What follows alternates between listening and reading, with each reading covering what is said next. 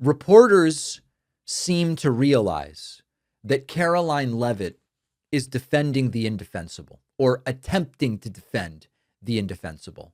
And so the questions that she was peppered with at her latest press briefing don't exactly make her look particularly good. Here is Karoline Leavitt making a statement that the deaths in Minnesota of Renee Good and Alex Pretti are because of Democrat leaders and sanctuary cities. And the last person she's trying to blame here are the people who actually did the killing. Yet Democrat leaders in Minnesota with sanctuary city policies have actively defied federal immigration law and the will of the people. And as a result of that defiance, 2 Minnesotans have now tragically lost their lives on the streets of Tim Walz's state. Of course, we already know that the blame is not with Tim Walz. The blame is not with Jacob Frey. They're trying to clean up this mess. Police in Minnesota, in Minneapolis specifically, have said, we've had enough of ICE. ICE needs to go out. And we were told that now they were going to turn the temperature down and they are going to work with authorities in Minnesota. But there is Karoline Leavitt again blaming Tim Walz and Jacob Frey and local officials for these deaths when they had nothing to do with them. Karoline Leavitt was asked, will Stephen Miller be apologizing to the family of Alex Pretti for calling him an assassin, given that he did nothing like that? And she says, we're investigating. Top officials referring to him in that way, rushing to that judgment? Danny, go ahead. Thanks, Caroline. On Stephen Miller's comments, will Stephen Miller be apologizing to the family of Alex Pretti for calling him, quotes, an assassin who tried to murder federal agents, despite the fact that, as you say, this is still under investigation? Look, again, this incident remains under investigation, and nobody here at the White House, including the President of the United States, wants to see Americans hurt or killed and losing their lives in American streets. And we mourn for the parents. As a mother myself, of course, I cannot imagine the loss of life, especially losing one's child.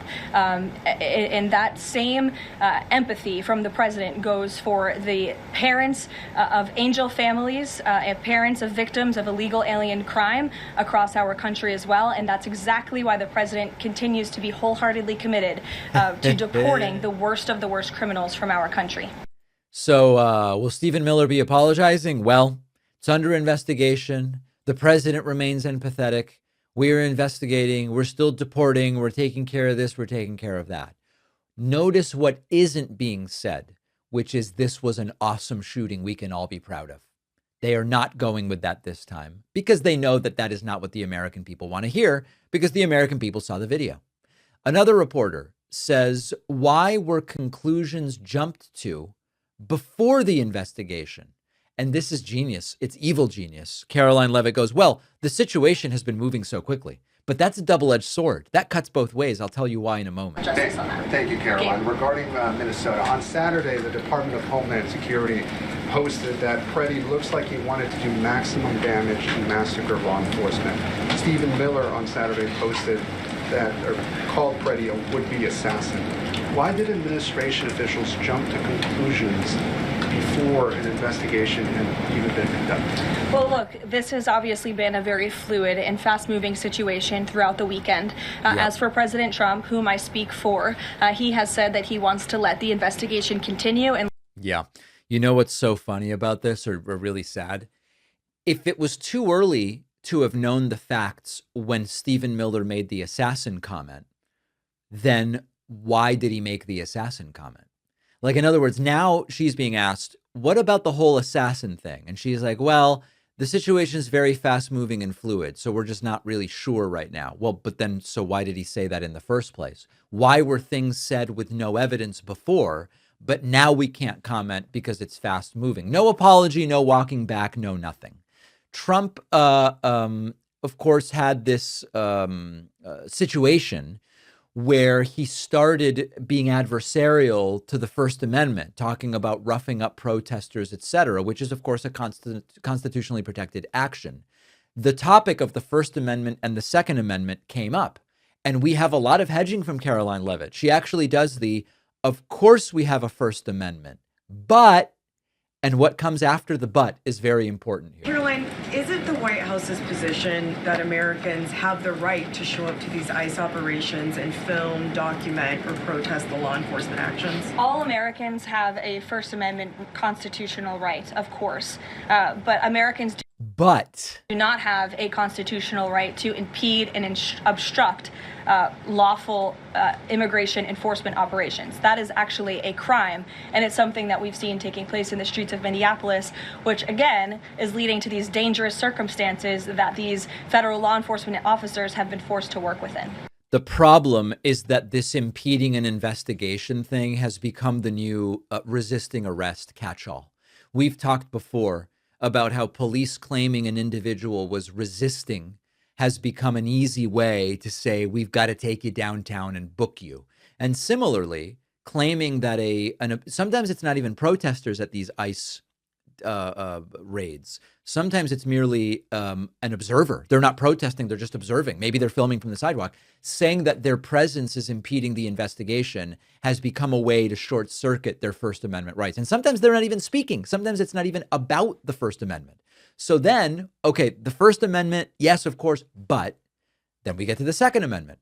And Karoline Leavitt says, gun owners know if you carry a weapon and you're confronted by law enforcement, that raises the likelihood that force is used against you. Oops, except that's not what the Second Amendment people say. That's not what the ammosexuals claim. Cash Patel said in a Sunday interview, quote, "You cannot bring a firearm loaded with multiple magazines to any sort of protest."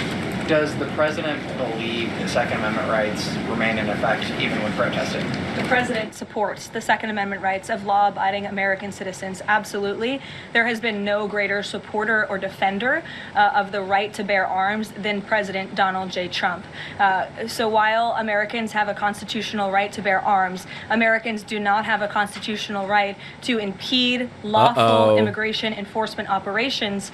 And any gun owner knows that when you are carrying a weapon, when you are bearing arms and you are confronted by law enforcement, you are raising the assumption of risk and the risk of force being used against you. But that's not what they've been telling us for decades. For decades, they've been telling us if everyone were armed all the time, which of course includes when you encounter police, it would be all the time is all the time. And people encounter police regularly. Then everybody is safer. Merely having a gun, they told us, should not. We're the ones who have been saying, you introduce more guns into a situation, it's just worse. If the country had 50 million guns instead of 400 million guns, just generically, statistically, it would be safer.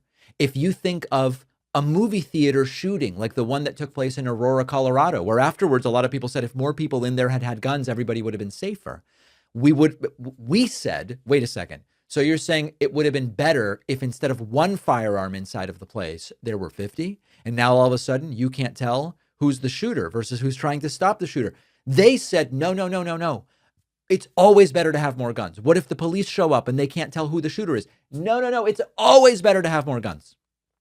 Except now they're saying, actually, having guns around law enforcement does increase the chances that you end up getting shot. It does increase the chances of violence and force being used. Finally, Karoline Leavitt asked about the claim that Alex Pretti is a domestic terrorist.